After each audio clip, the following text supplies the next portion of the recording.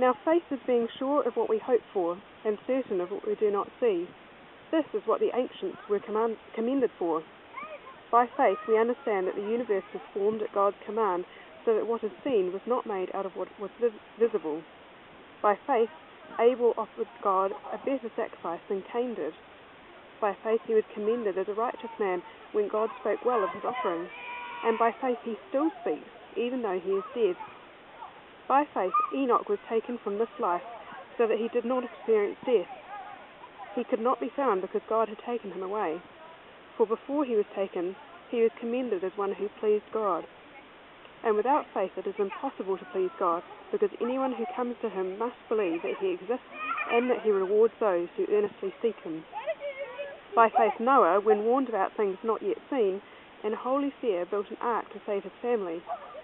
By his faith he commended the world and became heir of the righteousness that comes by faith. By faith Abraham, when called to go to a place he would later receive as his inheritance, obeyed and went, even though he did not know where he was going. By faith he made his home in the promised land, like a stranger in a foreign country.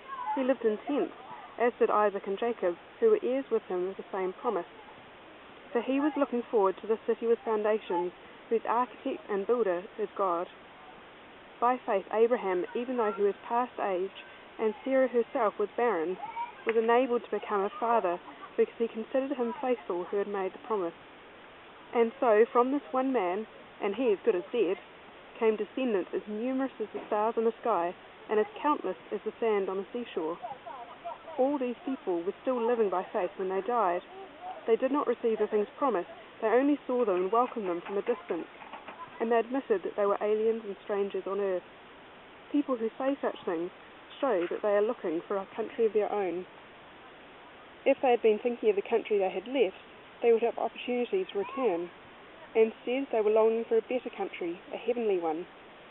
Therefore God is not ashamed to be called their God, for he has prepared a city for them. By faith Abraham, when God tested him, offered Isaac as a sacrifice.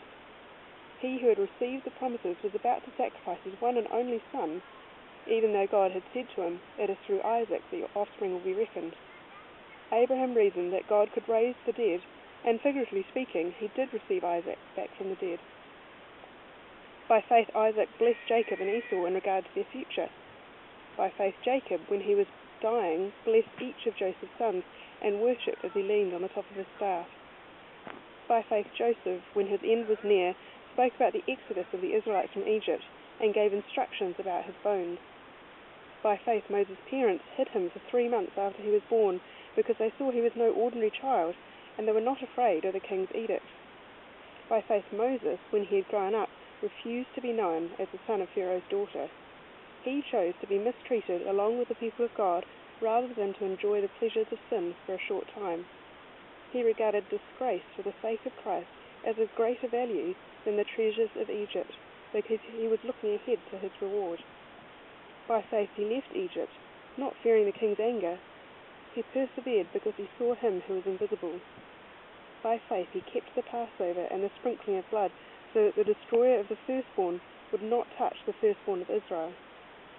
By faith the people passed through the Red Sea as on dry land, but when the Egyptians tried to do so, they were drowned. By faith the walls of Jericho fell, after the people had marched around them for 7 days. By faith the prostitute Rahab, because she welcomed the spies, was not killed with those who were disobedient. And what more shall I say? I do not have time to tell about Gideon, Barak, Samson, Jephthah, David, Samuel, and the prophets, who through faith conquered kingdoms, administered justice, and gained what was promised, who shut the mouths of lions, quenched the fury of the flames, and escaped the edge of the sword, whose weakness was turned to strength, and who became powerful in battle, and routed foreign armies. Women received back their dead, raised to life again. Others were tortured and refused to be released, so that they might gain a better resurrection. Some faced jeers and flogging, while still others were chained and put in prison. They were stoned, they were sawed in two, they were put to death by the sword. They went about in sheepskins and goatskins, destitute, persecuted, and mistreated. The world was not worthy of them. They wandered in deserts and mountains, and in caves and holes in the ground. These were all commended for their faith, yet none of them received what had been promised. God had planned something better for them, so that only together with us would they be made perfect.